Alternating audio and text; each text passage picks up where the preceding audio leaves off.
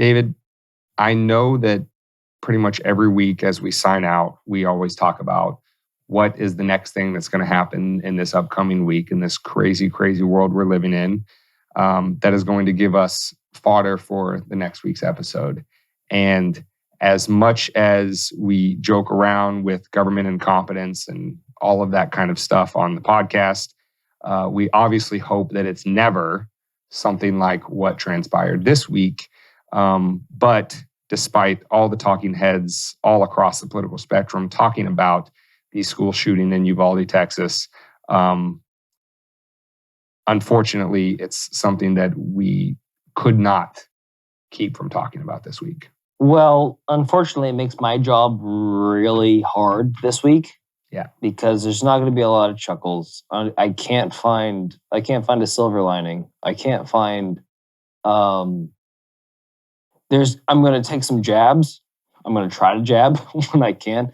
But right now, again, all of our, as some of the people like to say, thoughts and prayers. I don't like that. All we're thinking about is Uvalde and the people healing there. That being said, I don't appreciate what's happened this week. And what I feel like happened this week is that there's a term for it, and I'm not smart enough to remember it right now, but it's basically like a parasite.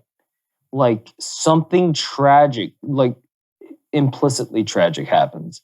And then all the media swarms it like a fucking, like piranha to a wounded cow in the Amazon. And they just start picking away at it. And then what they'll frame it as is they're trying to get the story. But what they're really doing is they're asking grieving parents that have just gone through what we hope and what should never happen. And they're using it to goad you emotionally, number one, but more or less to base it down to, they're searching for viewership. They're harboring pure, unadulterated pain, and they call it coverage. That's not what this is about. This is about something serious that happened that should never happen. And we agree on this podcast. How hard is it? You should never kill a first grader. I mean, how hard is that to stand up for? It's not a hard political tack to take. And on this particular episode, as on the other side of the jump in, we're going to have what we think is a more unique than what's going on in most of the discussion about the situation, a more unique take on it, because we could we could do a Joe Rogan length podcast episode just talking about the hypocrisy of people that use events like this as political cannon fodder to basically push whatever their particular political agenda is. And we could talk about that. We could talk about the fact that nobody actually wants anything to get done because these are very, again, from their perspective, these are very useful occurrences for them to make political points and score political points on their opponents. Can I tack onto that real quick? And we're not, I think David agrees, we don't see any value in continuing the discussion down that vein. So where we're going to kind of go with it is a broader societal look in the mirror type of situation of how have we gotten here and what can we do to actually make some tangible change on the individual level that then extrapolates out to the societal level. And if you think we're being verbose and you think that we're like trying to, they're not really going here, are they? They're not really saying that we're making it a political matter. Like I've heard multiple times this week that the Republicans want to take away your right to do your abortion, to choose abortion, but apparently they want to protect your right to kill a first grader. That's not, again, that's making it political. That's taking it to a place that this should not go to for a very long time until emotions cool down. And like we said, we always try to be a little more upbeat on this podcast, but tonight we're probably going to be This A is, little less. a much more somber approach, a much more sober analysis of the situation. And we hope you find some value in it. So with that, we're going to jump in for episode 96.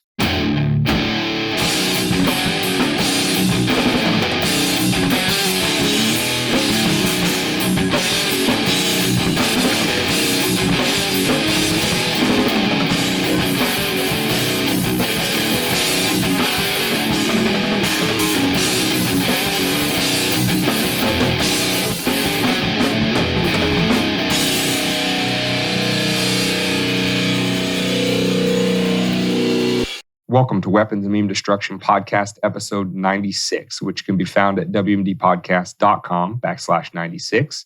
You can find the podcast on any podcast catcher, Apple, iTunes, Spotify, Stitcher, and anything in between. Just search Weapons of Meme Destruction. You can also get the videos on YouTube, Rumble, and Odyssey. I don't think YouTube would pull this one, so this one will be up there. But also link up with us on Twitter, Instagram, and TikTok. To just engage in the broader discussion on this topic and many others. With that being said, back to the main topic of the episode. What we want to do at the beginning is we're going to move kind of quickly through a basic outline of the way that we're treating this discussion. And as I alluded to in the pre-show, we're talking from a perspective of more of a societal look in the mirror aspect of how we got here. Why do these things keep occurring? And it's not just as simple as an inanimate object is accessible by people. That cannot be the full analysis. And so to just go through the bullet points that we're going to talk about, and then we're going to get into more depth into each one throughout the episode, we did want to just go through the whole outline right here at the beginning, give you the Cliff Notes version, and then we hope you stick around for the rest of the show to listen to the more in-depth analysis. So we were thinking this week about what it is about our society in general that got us to this point, and we came up with 10 basic points to it. And they go like this. Our society treats morality, spirituality, and religion like poison. It drugs kids for being different. It removes all sense of childlike wonder from children and replaces it with automaton-like slogan memorization. It collectivizes guilt and eschews all personal responsibility. It floods itself with fear, division, and alienation. It denigrates the family and or any sense of communal bond that's smaller than the amorphous collective. It prioritizes good intentions over tangible results. It encourages temporary, vain pleasures over lasting, modest abstinence. It teaches hate for the history and traditions of its own culture while fawning over the destructive, abstract ideals of a future untethered from reality. And finally, and perhaps worst of all, it selects its very worst members to make its biggest decisions while at the same time exempting themselves from the consequences of those decisions. And it's in this environment that this society has created that the society continues to be shocked that some become so hopeless, irrational, nihilistic, and destroyed that they would resort to taking out their anger on the most innocent of that society. Those in the society, the most innocent, who the rest of the society claims to care the most about. This society is broken and will continue to remain broken until it takes a long, hard look in the mirror and quits answering the same tragedies begotten by its steadfast refusal to do so with further victimization of those who played no part in the tragedy in the first place. So that's kind of the bare bones of it, and we're going to get into point by point throughout the episode. But initial thoughts, David? I mean, to say that we have a problem is to understate it. We've got a socio-economic crisis. We've got a political crisis that is on the verge of World War III. And then steeped on top of all of this, we have a problem with gun ownership now and being able to protect our children at the place that they're supposed to go to to learn about the world. Like, it's cool that you like posting on TikTok. It's cool that you like watching sitcoms. It's cool that you like streaming. It's cool that you like binging. But it's cool when you do that after you've done your due diligence. And in this country, we have a massive amount of due diligence to do ahead of us. It's not anymore, I go to work 9 to 5, I pay my taxes, I support the troops, I'm an American. Now it's like we've let it go so far that now we need to really look at what's going on. We have politicians that don't really care about our health, wellness, or being. We have politicians that are more than willing to placate any given scenario for their own benefit just to get reelected. And we have a society that constantly looks to these people to solve our problems for us. That can't happen anymore. It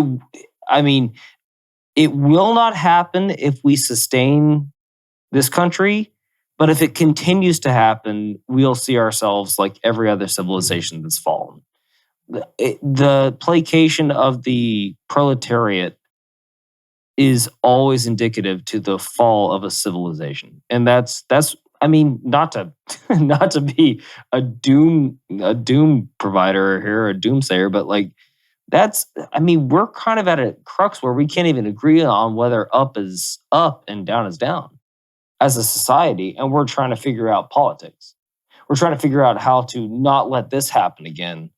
But then at the same time, we can't even agree on whether we should go to war or not, whether we should support Ukraine, whether we should vote Republican or Democrat.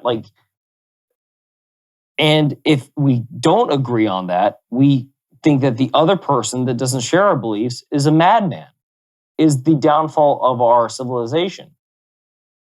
Albeit they're thinking the same thing about you. But at the end of the day, none of us are pulling the strings. None of us control any of this. Who does? Who has the direct route to control any of the things any direction this country goes? It was supposed to be us. And it stopped being us a long time ago. And we need to figure it out real quick how to make it us again and not them. So, and as we go through these points, you're probably going to have examples that pop into your head that, kind of speak to each one that you see happening in society. That is something that could be fixable. So when David asked the question, who can do what to kind of, get this crazy train back on the tracks, it's too much to say that one person or even a small group of people need to fix everything for everybody else.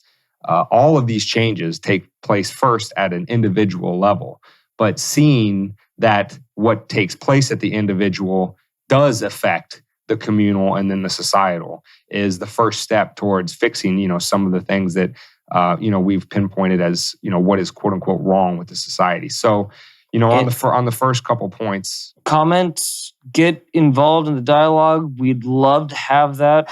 That's the community we're trying to build. If you feel like we missed something, if you feel like you see something that we didn't, please get into the comment section. Please start a dialogue. This is a free space of different thought. We want to get as many voices in here as possible because that's the only way that we're going to be able to solve this at the very end. So please, sorry for the interruption, Dave.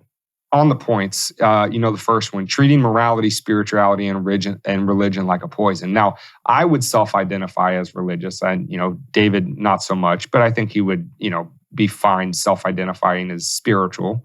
At least thinking that there might be something bigger than us, there might be a purpose to this life, and this really gets into the nihilism of some of these people that perpetuate the acts, like happened at Uvalde, is that there is no sense of purpose. And we're not saying that you have to be religious, you have to be spiritual or anything like that to stop those things. But what we're saying is it doesn't hurt. And when you destroy that for some people, you do create a sense of hopelessness, whether you intended to or not. Maybe you just had a bad experience with somebody of a certain religion, and so you just want to write the whole thing off, and that's fine. But for a lot of people, for better or worse, religion, spirituality, a strong sense of moral good versus evil kind of thing, for that grounds a lot of people. That gives their life a sense of purpose. That gives them the desire to want to live and push forward and progress and get better if they're going through a tough time or whatever. And so a society that just throws the baby out with the bathwater and says that anything that's not measurable according to science or whatever, anything of the spiritual or religious nature is just backwards, stupid stuff that we can just throw completely out without a second's thought. Maybe think about what kind of broader impacts that could have, or individual impacts on somebody that feels so hopeless and nihilistic that they would go the route that this individual did.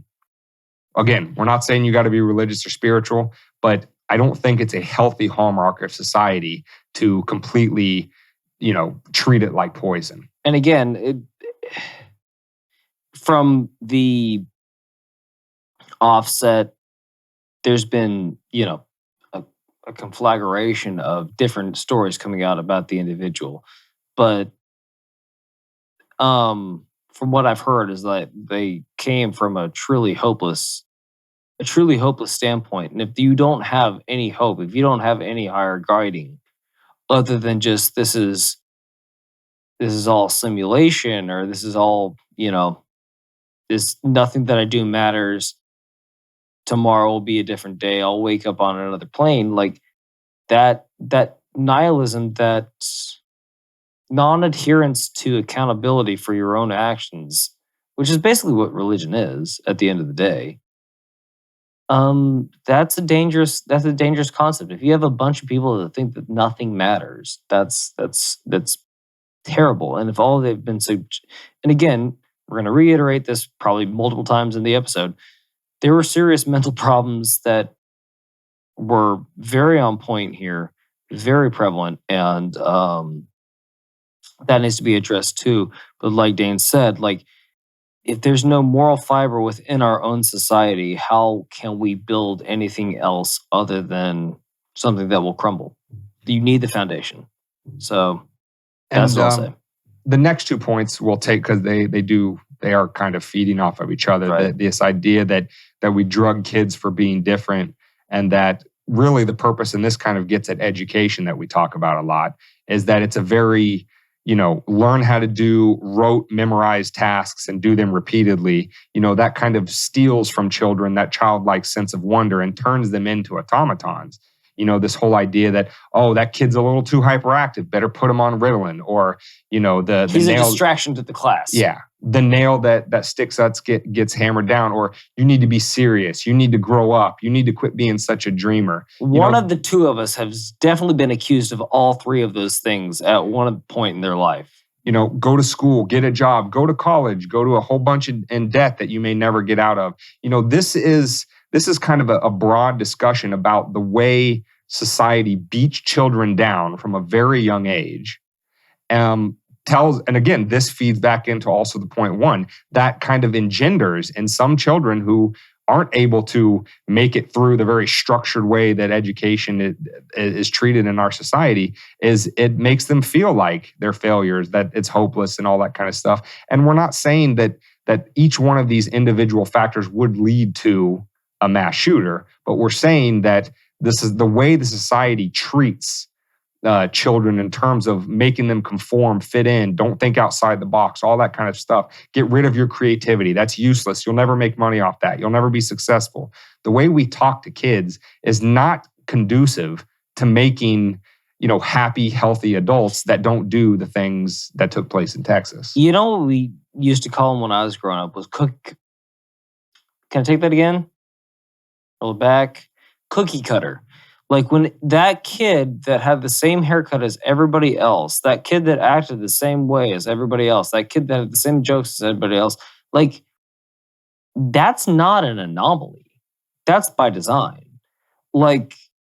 Again, they don't want individuals. The elementary school, the educational system does not want an individual that can think freely of their own thoughts, which if your own thoughts aren't free, how can you ever possibly be? If you are told that you have to be exactly like everybody else in your class, and if you're not held to that standard, if you don't meet that standard, then you're different and you don't fit in with us and we need to fix you. Like, no, you're supposed to be you at the end of the day. And that's what our society forgets nearly constantly. And I think it's indicative of where we're at now, where like you're either on my team, which is blue, or you're on their team, which is red. And there's no middle ground that we can ever agree. The middle ground's called America, by the way, or the United States, or whatever you want to call us. The middle ground's called the country that we're fucking in. And to be able to make that middle ground work, we have to be able to talk to each other. But you can't when you're an other. That's that individualism thing. Like there's people that identify as conservative on some aspects and liberal on others. We have to understand everything. We have to accept everything, but give it its space. To be an individual is to be you. You're supposed to be you. Now, on the next point about collectivizing guilt and eschewing personal responsibility, this plays out in a ton of context, but, just off the top of the head, the idea of like white guilt or colonizers, or if you're cisgender, you're, automatically suspect, toxic masculinity, all gun owners are responsible for the bad actions of an individual. Things like that. And then on the eschewing personal responsibility side, the conversation around student loan forgiveness, or that we have to force employers to pay a certain wage and all that kind of stuff. Like our society, when you break apart tons of issues, this underlies a lot of them, is that it's always this anomalous, amorphous group's fault. And because it's the group's fault, you, the individual, don't have to do any self-work.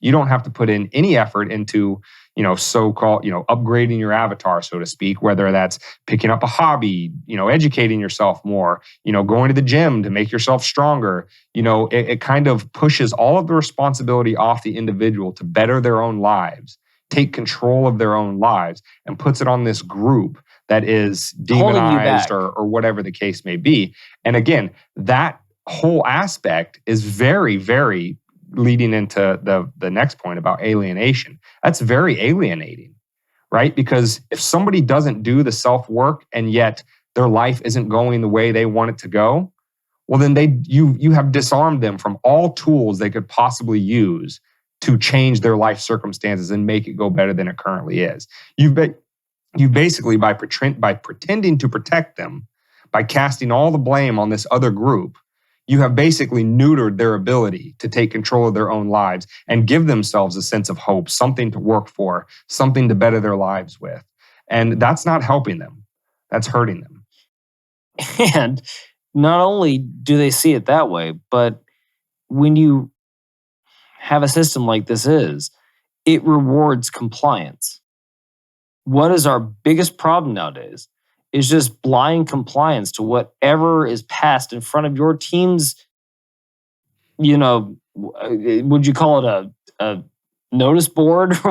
what would you call the media nowadays? Like, you just have to come out and you have to say these phrases to prove that you're one of us. Don't question them. This is the notice board. And if you don't question us, then you can keep playing our game. But if you do question us, then you can't play our game anymore. And everything that you've done to this point is negated and you are no longer one of us. If that's not compliance and forced compliance on a massive scale, I don't know what is at this point. Now, the next point might be the most intuitively obvious to most of you on this whole list. The idea that this society is almost addicted to flooding itself with fear, division, and alienation. Because the examples of this just hit you in the face constantly. Be afraid of COVID, be afraid of terrorism, be afraid of the other in this false political dichotomy, stay divided, hate that person, race baiting, climate change. There's always another existential threat of tomorrow that you should be terrified of, and you should always look to your political leaders to fix for you. There's always another that you should be afraid of, and that's the cause of all the problems that exist in your life. this sort of divide and conquer strategy that our quote unquote leaders use to keep power over us. This society, at the end of the day, imbibes this and carries it out almost on their own volition. Like, it's nice to sit here and say, don't fall into the Manichaean temptation and don't allow the ones that want to hold power over you to divide you from your neighbor. But at the end of the day, we still have control over whether we listen to them and believe that nonsense or not. And for definitely not better, for definitely worse, in my view, and maybe David agrees, way too many, too large of a cross section of the overall society buys into that fear, division, and alienation. And it can lead to explosive bouts of anger, which results in, tragedies like we experienced this week. And if you think we're being a little hyperbolic on that, just remember that certain members of the media are referring to January 6th, 2020 or 2021? 2020, right? 21? 21. Okay. Got to be clear. Got to be concise. Anyway, they're referring to it as the darkest day in American history. What happened that day? A lot of people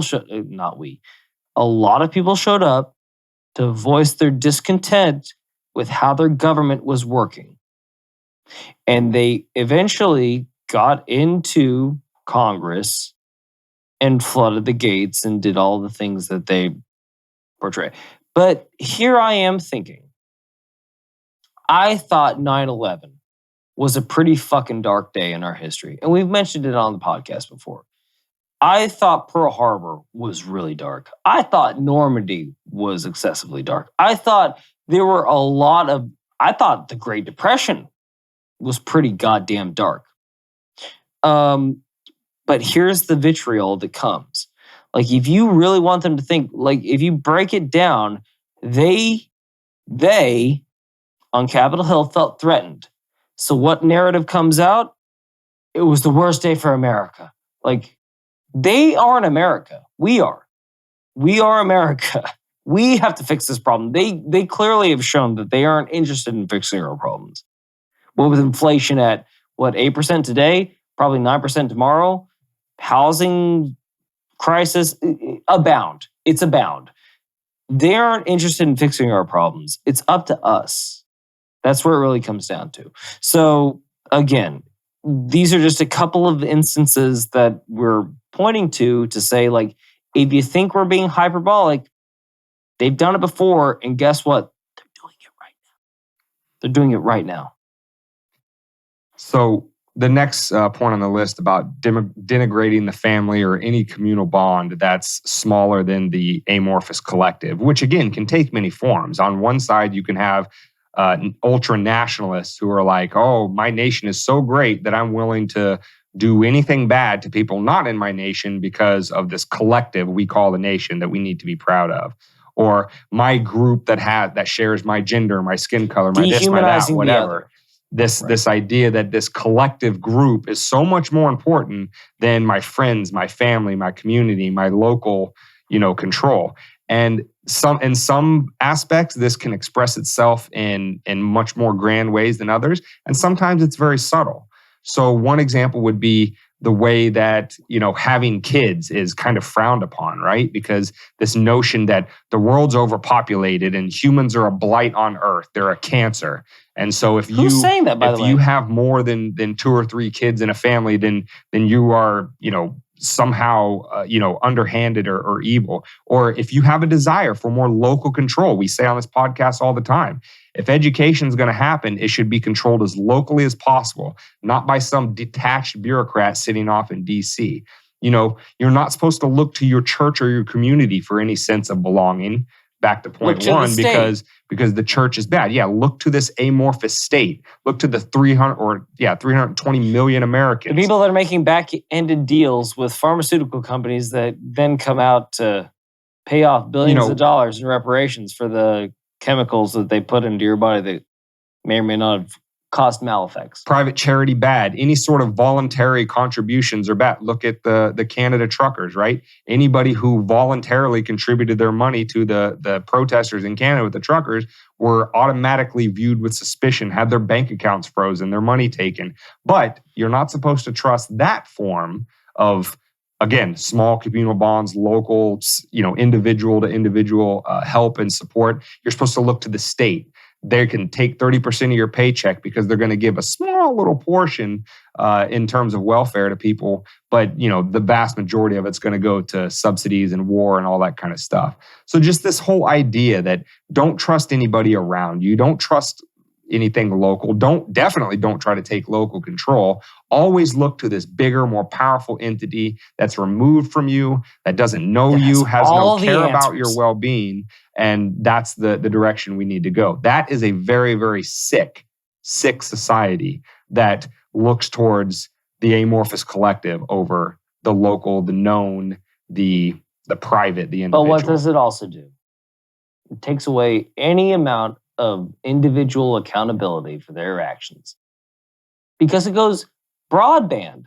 You're not responsible for anything that happened in your community. All you have to do is hand over the reins to the government that has every idea of how your life works. Dane, we've talked about it at length on this podcast. We grew up in Kansas. Did somebody from Oklahoma understand how we grew up in Kansas? They had a general idea. They know hell of a lot more than a New Yorker or a Californian or... My point exactly. So even though Kansas and Oklahoma are bitter rivals, in every sports team, we understand each other's lifestyles a hell of a lot more than any New Yorker that thinks that the only two states that really exist in the Union are New York and California. And everything else is just kind of tertiary. Like, you expect somebody from one of those states that's elected a representative from that state to have any fucking idea what's happening in your community, let alone your state? Come on. That doesn't even make sense on a national scale, let alone a global scale. So where does the answer lie? It lies within you. It starts it starts with you. It starts with your house. It expands to your community. It expands to your city. It expands to your state, and work your way outwards. That's the best resolution for this. You don't want the federal government coming into your fucking state telling you how to live when they have no idea how your state even works. And then to reiterate my point, I think it was Ronald Reagan that said, the scariest sentence that's ever been uttered, I'm paraphrasing, is I'm from the government and I'm here to help. If you believe that, then the NSA is not listening to your conversations. They are definitely not looking at your emails. They're definitely not looking at what you're searching on the internet. And they're definitely not reading your text messages. So I think we'll take points 7 and 10 together because they do kind of play off each other. The idea of prioritizing good intentions over tangible results and having the worst in our society be the ones that make the biggest decisions, and while exempting themselves from any responsibility for those decisions. Obviously, we're talking about politicians there. And, the good intentions over tangible results, that's exactly how, if not every, and again, not to paint with too broad of a brush, damn near every politician, that's how they get elected. It's always good intentions and it's never tangible results. It's always elect me and I'll fix A, B, or C. They never have to even answer the question because, again, the society doesn't ask them to answer the question. Well, should you be handling A, B, or C? Do you have any moral justice or right to handle A, B, or C? Is that within your purview to handle A, B, or C? And even if the answer to that first question is yes, that they could or they'd be morally justified and do it, you then have to ask the question, okay, well, based on your record of all of your good intentions before, what about all of the bad outcomes that flowed from that? Why is every time you have a good intention and you get your policy preference, whatever that may be, and a bad outcome happens, why are you always allowed to throw up your hands and be like, we didn't see that one coming, but you should probably let me make the next decision too? Not and only that's that, fundamentally the way this society lets government off the hook. No other aspect of society is ever treated that way. If a company fails you, if a family member fails you, if a friend fails you, you might give somebody leeway just because you know them personally. But generally speaking, most people, after being failed once, twice, or 3 times, even from their own family members, start to say, I'm going to tread lightly with you moving forward, but never with government. It's always give them more. They need to do more, regardless of how many times they fail. It's an interesting point that you just made, because I just heard for the first time, I know we've beat around the bush for 1,000 times, like the government in this circumstance, and in most circumstances, sounds like a fucking drug addict. That's the only other personality trait I can attribute it to. That they keep fucking up, and they're saying that the only thing that I need is another hit, and then I'll get my life on track. Like, they're the only entity that continually yields, like Dane was saying, poor results, and their answer was, well, we probably didn't have enough money. So give us more money and we'll yield better results. And then we do, and then guess what? We get the continual poor result, and we're just like, well, I should probably pay this or else they're going to knock on my door and ask me why I didn't. So I guess I got to keep paying it. Like, if you keep, what's the definition of insanity, Dane? Doing the same thing over and over, expecting different results. So if you keep trusting an entity that has proven time and time again, and then after they've done that, they've done it time and time again, and then now they're saying that we're not going to do it again, and they're doing it again while they're saying they're not doing it again. Like, if you want to keep investing in that particular direction that they're taking us in, and we're like, well, what can you do? You can do a lot of things. You can do a lot of things. You could vote, like, again, we said, house, community, city, state, and then abroad. Like, it starts in your own home. It starts in your own community. It starts, if you want to correct this problem, that's where it starts. And you have to actually work on it. I know it sucks. I don't want to work at it. Do you want to work at it? You're really busy. We're all really busy. But at the same point, are we so busy that we're going to let this thing deteriorate to the point where, like, we just kind of accept really poor results for a lot of our money that eventually will lead to our downfall? And, here's some examples of what we're talking about the flowery language to fix all the problems and then what actually results from it.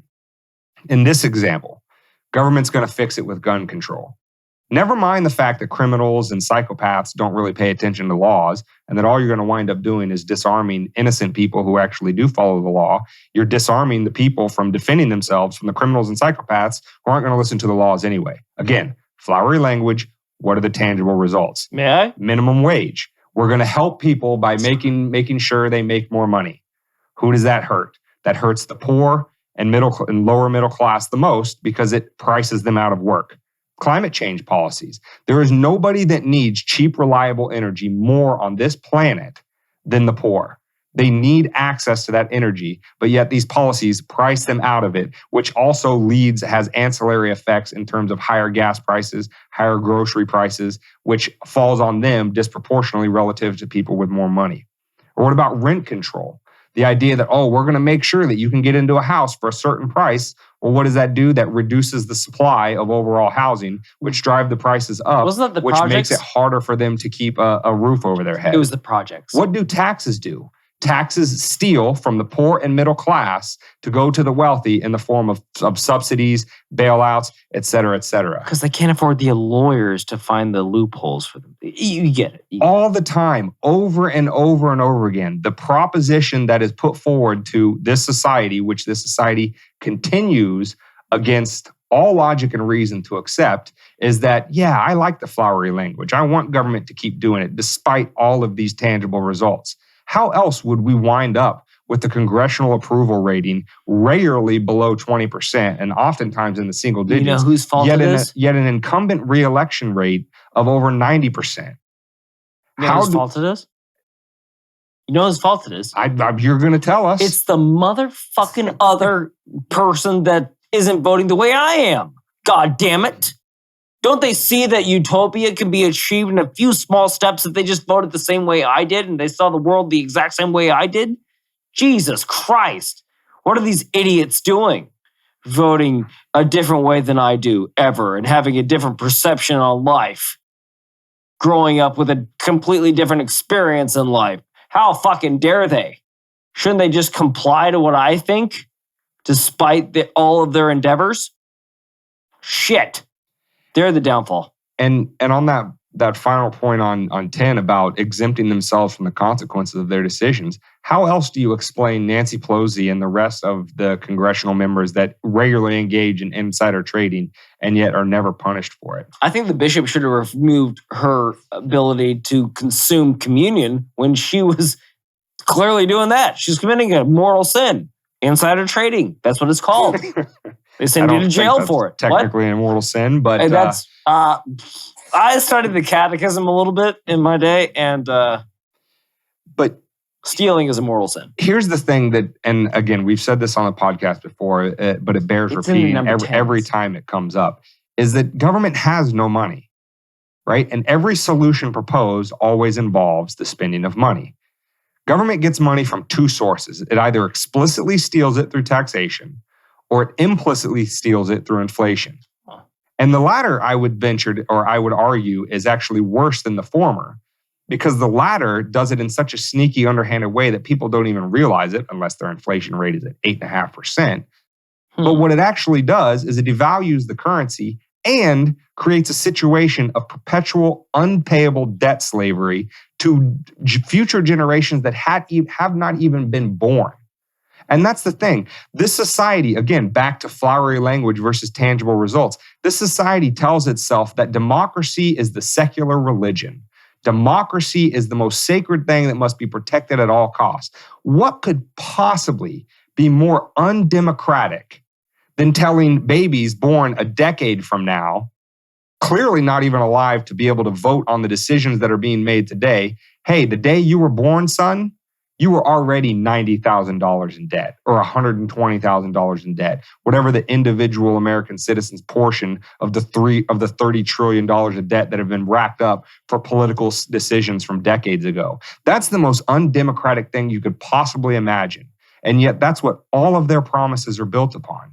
And this society just accepts it. And it has trickle-down effects in terms of increasing poverty, making it hard for a family to work their way up. And as we all know, poverty, lack of opportunity, the crushing of hope, that leads to this hopeless, nihilistic viewpoint, which creates mass shooters. All of this stuff is interconnected.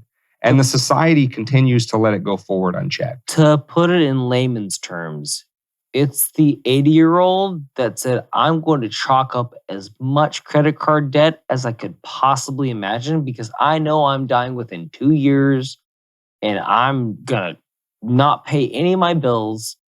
And then guess what? I'm going to sign off and it's somebody else's problem. It's the credit card dealership's problem. The credit company's problem. Well, that's not the credit card company's problem. Jesus Christ. That's a nice little tongue twister. Sorry. Anyway, so then it gets passed on to your next of kin. And they have to assume that. Well, we've been doing that for what? 50 years now? Roughly. No, and much longer than that. But. And now we're starting to see the effects. Like, you can only kick the can down the road so far. And now all of our ghosts are coming home to roost. Like, we're officially paying for all the things that the generations that preceded us are. That old phrase that strong men make easy living. Easy living makes weak men. Weak men makes hard times. It's hard times. I was saying it's the same thing. And then hard times make hard men. And it's cyclical. We are in the time that's turning from easy times to hard times. And guess what you're going to have to do? You're going to have to make some hard decisions as a person nowadays. Like the roaring 20s, the blossoming 80s, the shitty 90s, there was not a good thing that came out in the 90s. Not a good thing. It was terrible. I'm glad we were like barely those cognizant. were our formative years, so let's not. It's barely cognizant, but we were like, oh, friends. Like, okay, we get it.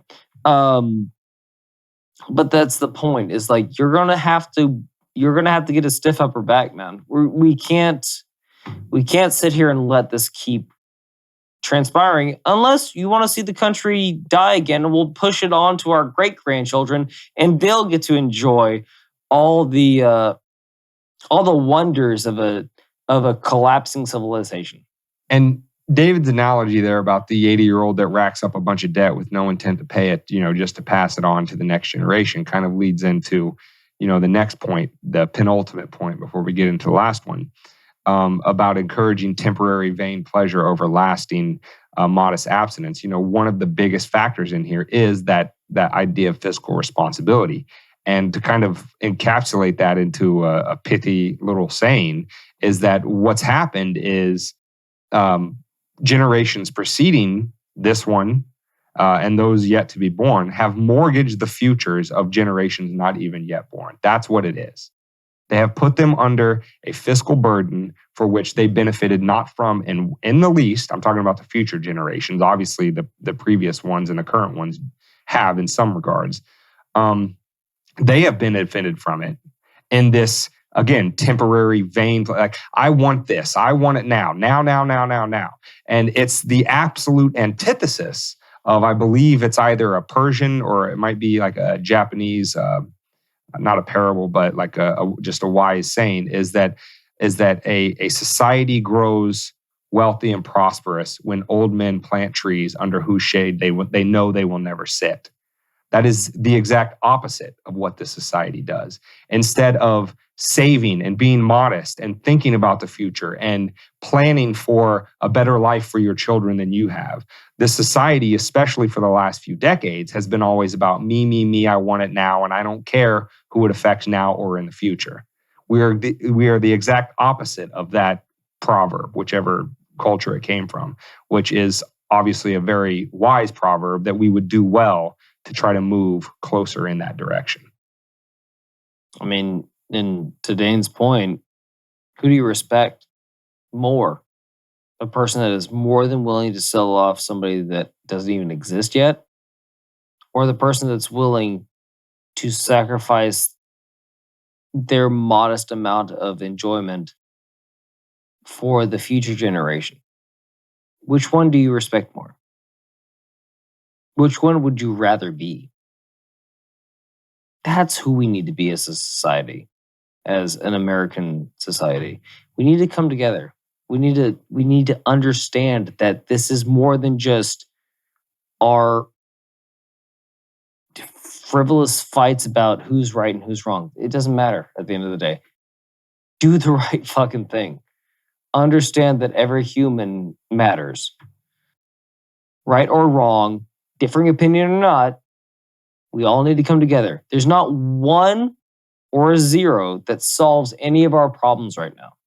If you think things are black and white, grow the fuck up. At the end of the day, there's nuance in everything in this society. And we need to be accepting of all ideas, but conservative with our own. And that's the point. If we are going to grow, we have to grow together. We can't grow divergent, or else this thing's crumbling like it has been for the last at least 20 years. At least 20 years. And I'm glad that, we combined 7 and 10 so that we could save point 9 for the last one to discuss, because I feel like there's a lot more wrapped up in this one that would, trigger some people, and good. Again, we hope that a lot of these points triggered people, both in the purple-haired screecher triggered kind of way, but also kind of in the, maybe there is some work I can do here personally. Because again, there's work that we could do on each one of these, kind of like these what points the as left's well. been doing this entire week, saying that you need to go out and become an activist for gun control in your community. It's like, oh, you got a call to action? Well, guess what? The Weapons of Meme Destruction podcast, number 141 in Australia, has number a call one in your hearts. Exactly. Has a call to action for you. Go ahead and hit them with it, Dane. So the last point, this idea of teaching hate for the history and traditions of its own culture while fawning over the destructive, abstract ideals of a future untethered from reality. 2 points there. First one about the hatred for your own culture.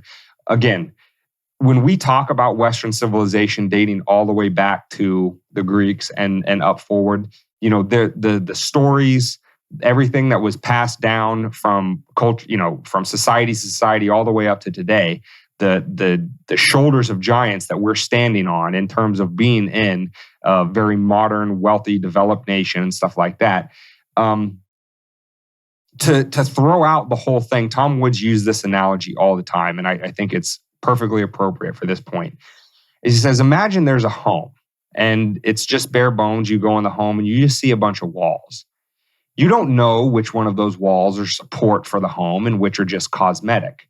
But if you just walk around the home swinging a hammer, knocking down walls, and you're not paying or taking any sort of measured paying of attention is this a load-bearing wall or is this a cosmetic wall, and you knock down some of the supports, you might wind up knocking down the whole house. And when you want to say, well, there were people that existed in Western culture, whether it be slave owners or whether it be any number of things that, we need to completely destroy and throw out today, regardless of if they had good ideas on other things, is you might be knocking down a support to the wall. Kind of concepts in Western civilization about having honor and integrity and being able to, or, the concepts of sacrificing yourself for others and some of these good foundational things that you would want a society to be built on, that good things can flow from. Geez, that was a little harder to say. Well, what I was going to is by throwing the whole thing out without accounting for the good, understanding that there is bad, you risk knocking down the support walls to the society and creating, to David's cyclical thing earlier, you risk creating tough times by not learning the lessons of the culture that came before you, the society, the history. It all comes down to individual accountability to yourself and your country. You are responsible.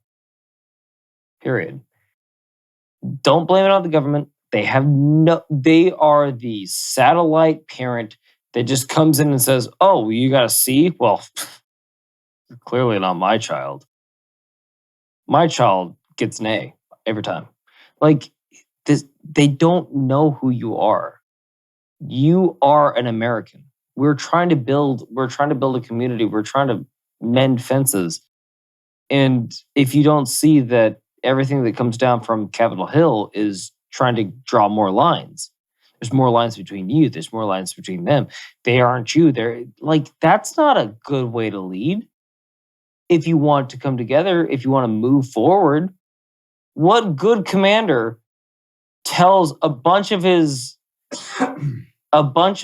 constituents to do a bunch of different things on a mission that have nothing to do with achieving the goal of the mission, or that he wouldn't do himself? Exactly. Like no good leader does that.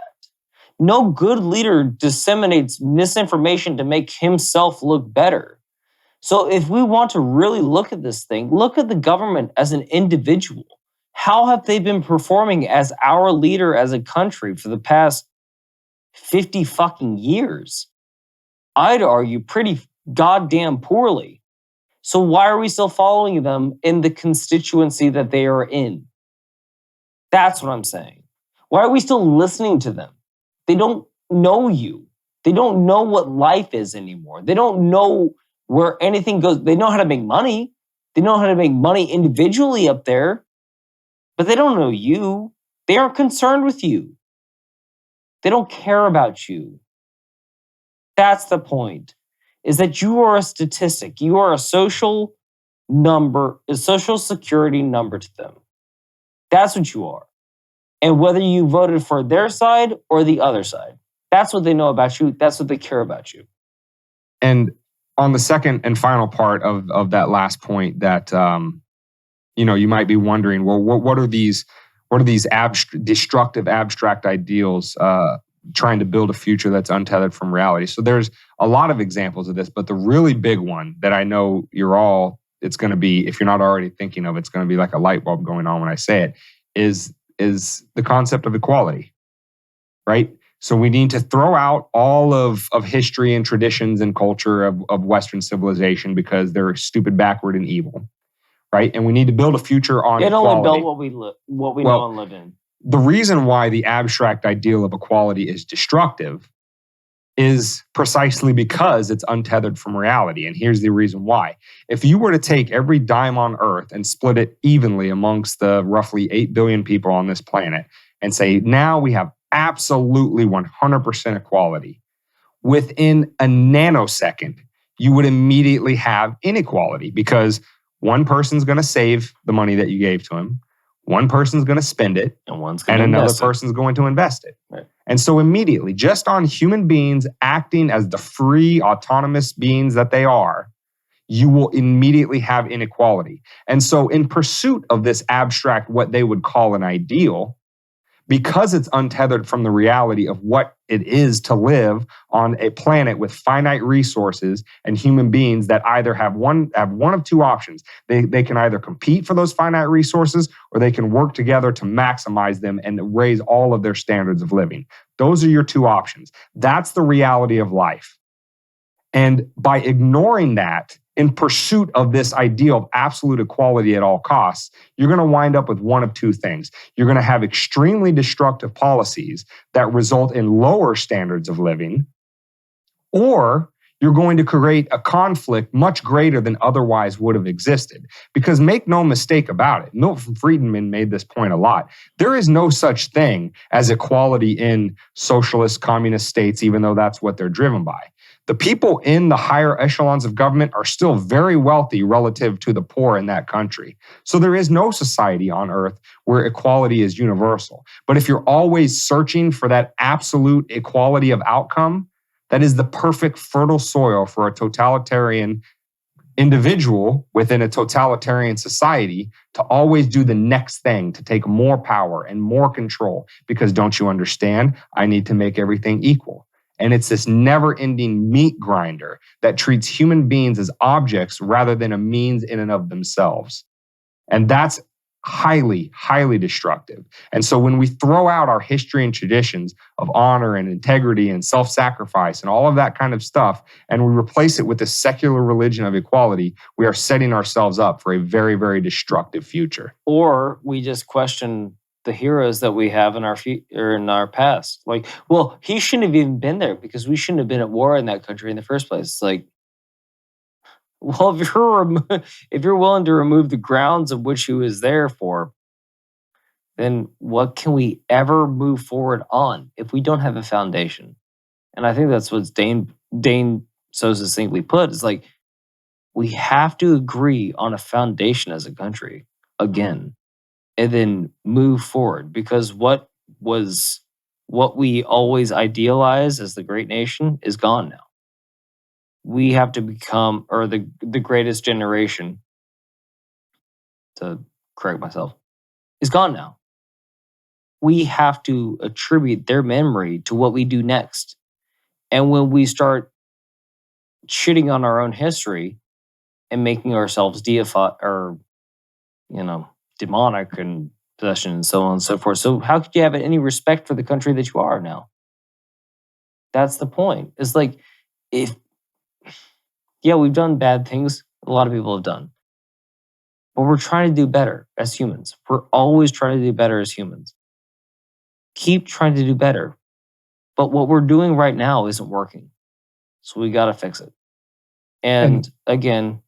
And all of these factors, just to kind of wrap up what we talked about at the beginning, all of these factors are feeding into this solution or into this conclusion that we have a broken society. And if your society is broken, guaranteed that the proportion of individual members of that society that are also themselves broken is going to be greater than it otherwise would be. And so maybe you can just pick off one from this list of 10 and say, I can fix that in my own household, in my own community, with my friends, my family, whatever. Maybe there's a handful of them that you've noticed that you can work on. There's some that we can, and there's some that this work can be done in every household across the entire society. But until we fix on an individual level and on a small communal, familial level, a lot of these things that are plaguing this broken society, we're going to keep having broken individuals. We're going to keep having people that reach such degrees of nihilism, hopelessness, and anger that they resort to taking it out on the most innocent members of that society. And that's not to, make an excuse for the people that do the things that the guy did in Uvalde, Texas today, or any that came before him, and God forbid, but probably any that come after him. That's not to excuse their actions. That's certainly not to remove personal accountability from them. But that is to say that there are things that we can do without further victimizing people that didn't do anything wrong, like innocent gun owners, disarming them because he did something bad. That's not this. Two wrongs don't make a right. That can't possibly be the solution. But there are these other things about a broken society that we can fix, which makes individuals like that person at least far less likely. And the last thing I'll say on this episode is that be very wary of any charlatan or any person that says that they have the exact answer and it's based on ones and zeros. Because this is not ones and zeros anymore. This is not, there's one thing that fixes this entire problem. And if you hear that, just know that everything that follows that is rhetoric at the end of the day. Period. So, with all that being said, I agree. After this, probably our cheeriest episode that we've ever recorded, Dane, where can they find this podcast?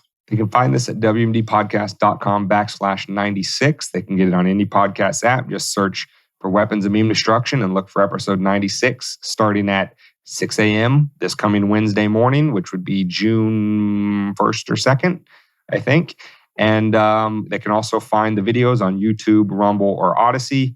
And they can see our promo clips and talk with us on the other social medias, Twitter, Instagram, and TikTok.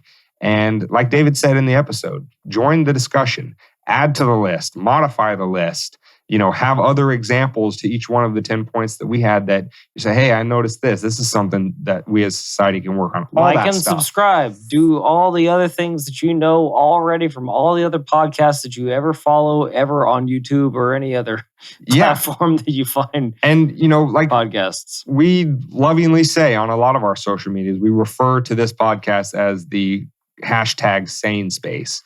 That's what we hope to be. Like David said, this isn't binary. This isn't black and white. This isn't ones and zeros. If we missed something, let us know. These are incredibly nuanced, multifaceted discussions, and we're trying to contribute to that in a little bit higher level than just the shouting matches that go on within the mainstream media and across the political spectrum. And we hope we've contributed to this conversation in a constructive way, and we invite you to do the same right along with us. And until next week, guys, stay safe and more importantly, stay free.